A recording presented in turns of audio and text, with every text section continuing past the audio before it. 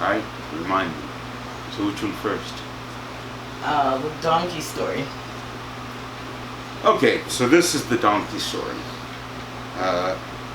It's a story I found kind of inspirational and kind of healing at the same time.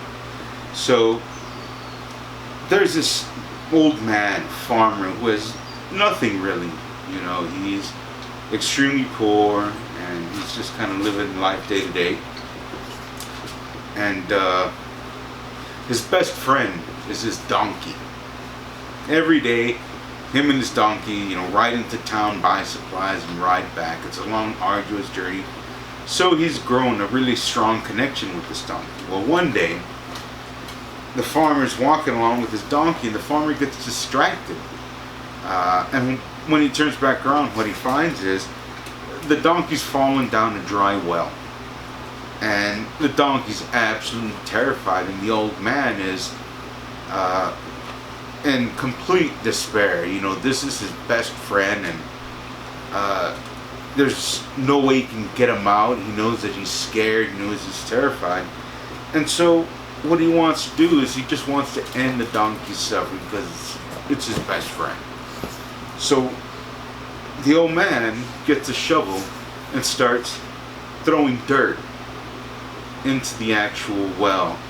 And the dirt hits the donkey on the back, and of course the donkey brays in terror because it's terrified. It doesn't know what's happening.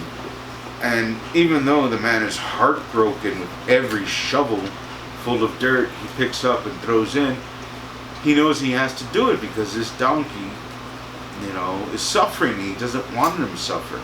So he keeps doing it, and the donkey keeps braying. After a little while, the donkey's kind of quiet. And the man thinks, well, the donkey's buried at this point. So he goes over and he looks, and he sees the donkey.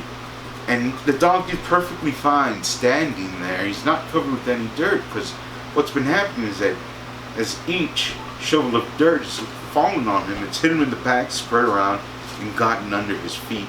And so little by little, the donkey's gone up and up and up and up. And so at this point, the farmer's digging feverishly and throwing the dirt into the well until at last the donkey can jump out of that well, out of that death trap.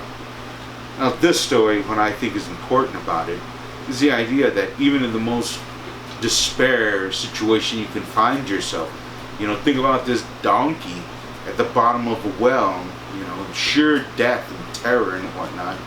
But even in that utter despair, as death has fallen upon him and hidden him in the back, at the end of that tunnel when he looked up, there was light.